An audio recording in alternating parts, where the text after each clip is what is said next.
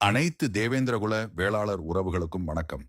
5 ஆண்டுகளுக்கு ஒரு முறை நமக்காக குரல் கொடுக்கவும், நமக்காக சட்டமன்றத்திலேயோ அல்லது நாடாளுமன்றத்திலேயும் பேசுவதற்காக நமக்கான பிரதிநிதிகளை நாம் தேர்ந்தெடுக்கிறோம். அப்படி நாம் தேர்ந்தெடுக்கும் பிரதிநிதிகள் நமக்காக அங்கே பேசுகிறார்களா என்றால் கிடையாது. இல்லை, அவர்கள் சுயமாகத்தான் பேசுகிறார்களா என்றாலும் அதுவும் கிடையாது. அதற்கு ஒரு உதாரணமாக தென்காசி நாடாளுமன்ற தொகுதி உறுப்பினர் ராணி என்ற பெண்மணி தென்காசி மாவட்ட நாடாளுமன்ற தொகுதியில் திராவிட முன்னேற்ற கழகம் சார்பில் போட்டியிட்டு வெற்றி பெற்றார். தற்போது சில தினங்களுக்கு முன்பு நாடாளுமன்றத்தில் அவர் பேசிய வீடியோவை பார்க்கும் பொழுது இதை நம் மக்களிடத்தில் பேச வேண்டும் என்று எண்ணினேன். அதன் வாயிலாக இந்த வீடியோ. முதலில் நாடாளுமன்றத்தில் நம்முடைய பிரதிநிதியாக, அதாவது தென்காசி தொகுதி என்பது தேவேந்திரகுல வேளாளர் மக்கள் அதிகம் வாழும் தொகுதி. தேவேந்திரகுல வேளாளர் மக்களால் தேர்ந்தெடுக்கப்பட்ட நாடாளுமன்ற உறுப்பினர். அவர் தென்காசி மக்களின் கோரிக்கையாக, தென்காசி மக்களின் குரலாக நாடாளுமன்றத்தில் அவர் பேசிய சிலவற்றை காணலாம். ஒரு சகோதரி பற்றி எரிகிறாள். தொடர்ச்சியாக 1.5 வருடங்களுக்கு மேலாக எரிந்து கொண்டிருக்கிறாள். இது இந்த டெல்லியின் காதுகளுக்கு எட்டவில்லை. மணிப்பூர் மாநிலம் கடந்த மே மாதம் 3ஆம் தேதி 2023ஆம் ஆண்டு முதல் வன்முறையால் பற்றி எரிந்து கொண்டே இருக்கிறது. மெய்த்தி மற்றும் குக்கி இன மக்களிடையே ஏற்பட்ட வன்முறை மாநிலம் முழுவதும் பரவி கலவரமாக வெடித்ததில் 250 பேர் எரித்து கொல்லப்பட்டுள்ளனர். சுமார் 60,000 பேர் சொந்த மாநிலத்திலேயே, சொந்த நாட்டிலேயே அகதிகளாக தஞ்சம் புகுந்துள்ளனர்.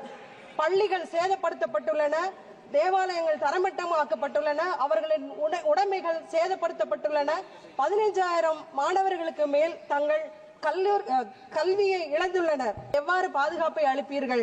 எந்த நம்பிக்கையில் மக்கள் இந்த நாட்டிலே பாதுகாப்போடு இருக்கிறார்கள்? சாட்சி மணிப்பூரில் நடப்பது பற்றி கவலைப்படுவதும், அங்கே சட்ட ஒழுங்கை பற்றி பேசுவதும், அங்கே மக்கள் கஷ்டங்களை பற்றி பேசுவதும், அங்கே பெண்களுக்கு பாதுகாப்பு இல்லாததை பற்றி பேசுவதும்.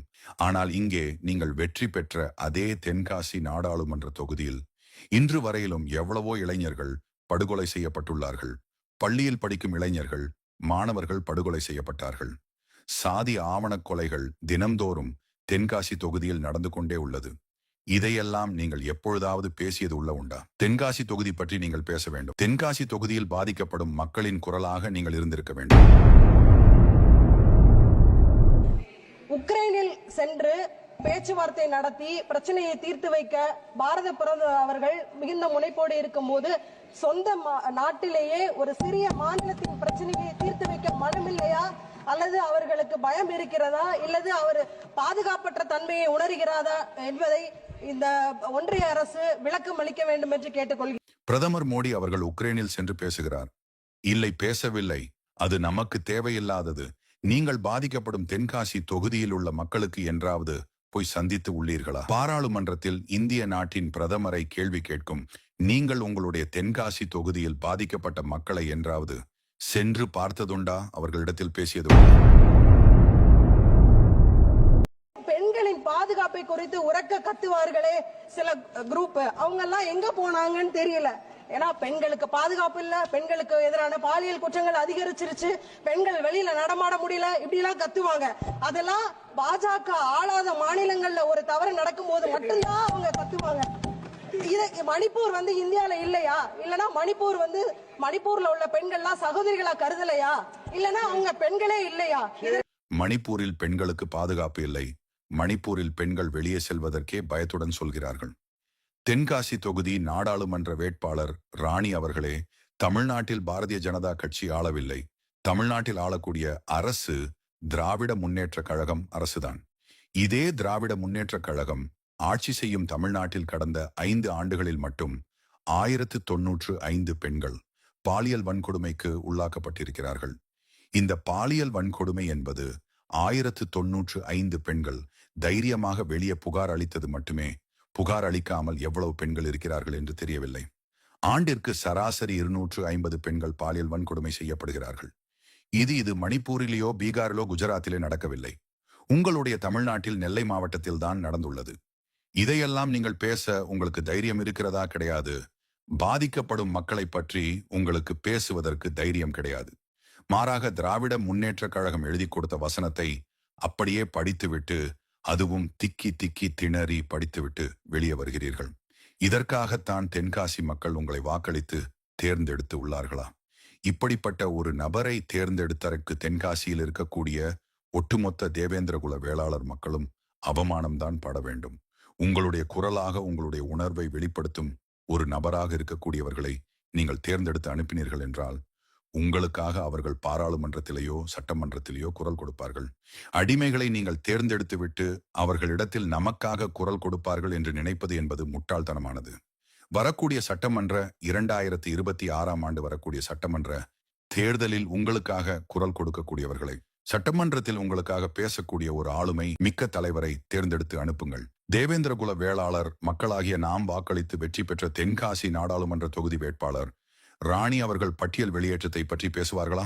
இங்கே நம் கண் முன்னே தேவேந்திரகுல வேளாளர் இளைஞர்களின் வேலைவாய்ப்பு மற்றும் படிப்பு ஆகிய கனவுகள் கனவாகவே போய்கொண்டுள்ளது. இதை எதிர்த்து அவர்களால் பேச முடியுமா? ஒருபோதும் இதையெல்லாம் பற்றி அவர்கள் பேச மாட்டார்கள்.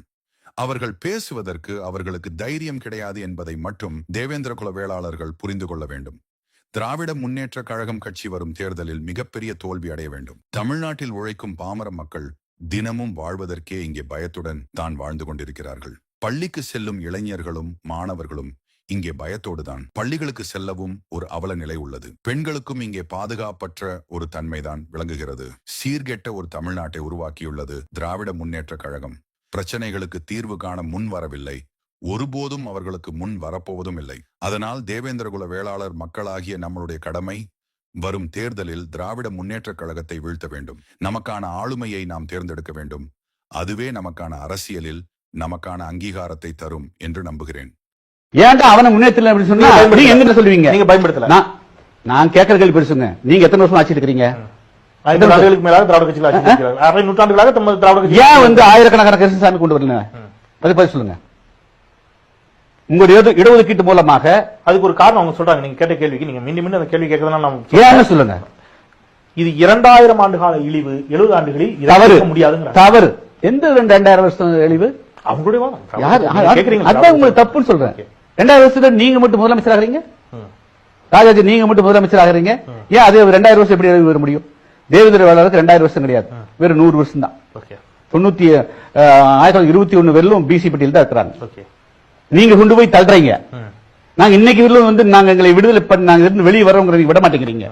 என்னுடைய கேள்வி, திராவிட கட்சிகள் நீங்கள் உங்களுடைய கட்சிகளில் திமுகவில், அண்ணா திமுகவில், திராவிடர் கழகத்தில், கம்யூனிஸ்ட் இயக்கத்தில் எத்தனை தலைவர்களை உருவாக்கி இருக்கிறீர்கள்? ஏன் தலைவர் ஃபர்ஸ்ட் ரேங்க் லீடர்? நான் என் சொந்த முயற்சியில் தலைவராக இருக்கிறேன். ஆயிரக்கணக்கான பேர்த்த கட்சியை உருவாக்கி இந்த நாட்டு மக்களுக்கு அறிமுகப்படுத்தி ரெண்டு கட்சிக்கும் ஒரு உதாரணம் சொல்லிடுறாங்க. திமுக இன்றைக்கும் ஒரு பதவி துணை பொதுச்செயலாளர் நிச்சயமாக நாங்க ஒரு அருந்ததிய சமூகத்தை நாங்க சமாதானம் அஇஅதிமுக சாத்தியமா இருக்கு. நீங்க மற்ற மாநிலங்களோட தமிழ்நாட்டில் சமூக நீதி இருக்குதுங்கிற தப்பு. இங்கதான் சமூக நீதி குழிக்குள்ள கிடக்குது.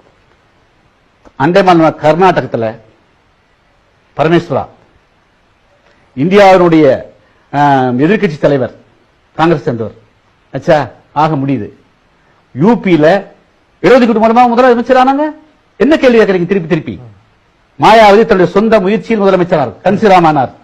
கிருஷ்ணசாமி புதிய தமிழக கட்சி யாருடைய தயவுல நாங்க உருவாக்கணும். நாங்க கஷ்டப்பட்டு படிச்ச நான் பள்ளி மாணவராக முதல் பள்ளியில பூலவாடியில் ஃபர்ஸ்ட் மாணவன் வந்தேன்.